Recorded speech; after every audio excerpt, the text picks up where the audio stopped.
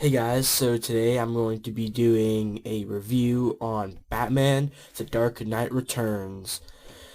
But before we get started, I would like to say that this review is going to be a little bit differently because it's not an actual video of me showing the book.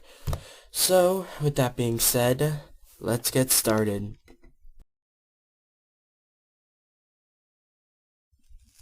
So the first part of my review is going to be the story. So the story takes place 10 years after Bruce had retired from being Batman and 40 years since Bruce had started being Batman. So with this, Gotham doesn't have its psychopaths such as Joker, Two-Face, Penguin, the Mob, so forth and so on. It is run by a group who goes by the name of Mutants, I think it is. Yeah, this is until Bruce decides to become Batman again. When Batman comes back, he is all over the news. When the Joker sees that Batman is back, he starts to laugh and escapes Arkham. Then Commissioner Gordon is forced to retire and a new commissioner, who is a girl, appointed. And let me tell ya, this new commissioner, she hates Batman and really wants him arrested. So very quickly, Batman is faced with lots of problems such as Joker, police are after him, he's old and it's hard to do things, and the group called Mutants, and, well, very more problems. So he tries to take on the Mutants. He fails epically against the leader. Batman actually ends up escaping because this girl named Carrie Kelly actually, tricks the mutant guy or whatever, gets Batman, and gets out of there. And she eventually becomes the next Robin. Later, he does fight the leader of the mutants again and, wins. Anyway, at some point he ends up fighting the Joker, and you'll have to read to find out what happens because I'm not telling you. Anyway, when the police have lots of arrest warrants on Batman, they really want to get him, but they try and they try and they try, but they can't. So they call up Superman, who is working for the government, so he and Batman engage in battle. Let me tell you, Batman, he came well prepared for that fight. And so the outcome is what you'll have to find out when you read it, because I'm not telling you. And I can honestly say this is one of the greatest Batman stories ever told. So with that being said, let's move on. So the next part of my review is the art, and I can honestly say the art in this, it's pretty good for the most part. I mean, there's some freaky things with people's hair and whatnot, because there's this news lady, and her hair is pretty screwed up.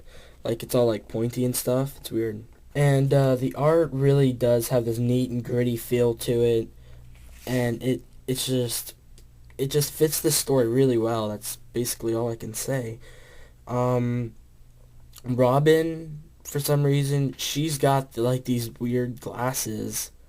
I don't know, it's like Dexter's Laboratory. If you've ever watched that cartoon, that's kind of what it's like. So, there's one picture I'd really like to talk about, and it's like the first time you see Bruce as Batman.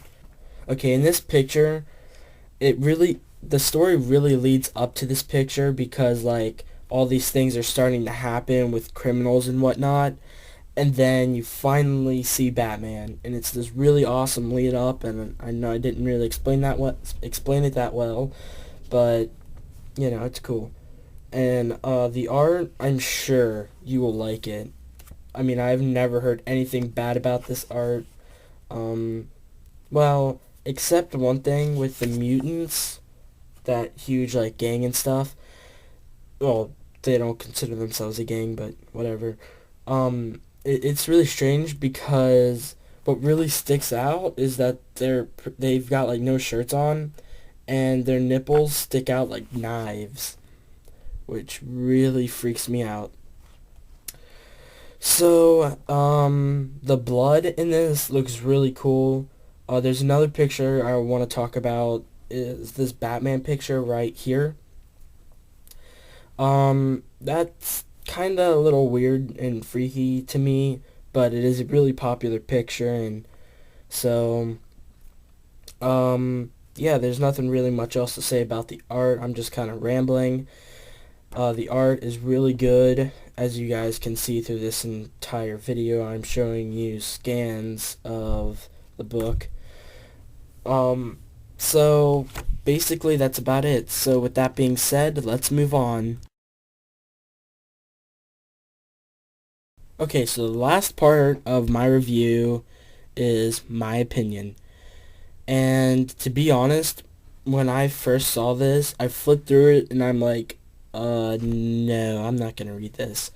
But I've heard from tons and tons of people that it is one of the best. I should read it, pick it up. Um, and so here it is. I've read it and I really liked it, to be honest.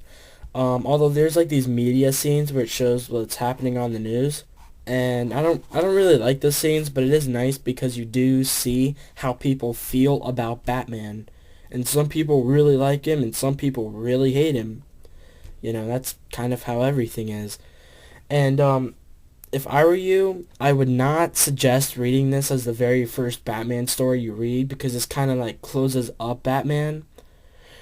And so it's difficult for me to say because it doesn't really end Batman, but it's a good towards the end, so I would never ever start with this if I were you. I would probably read Year One first, who's by the same guy, Frank Miller, and it gives a really awesome start, which is also one of the best Batman graphic novels ever. So I might do a review on that eventually. I doubt it. So Batman, The Dark Knight Returns. I highly suggest picking this up. It is fantastic. You'll love it. Just like be sure that this isn't one of the first few things you read. Kind of read this later on. I would also like to say that there is a rumor going around that they are making an animated movie out of this. And I can honestly say that it would probably be cool if they had Clint Eastwood voice as the Batman. I'm just saying, he's about the right age as Batman is in this. Yeah, it's said to be released out 2012, somewhere around there, but it's just a rumor. I don't actually know if it's happening.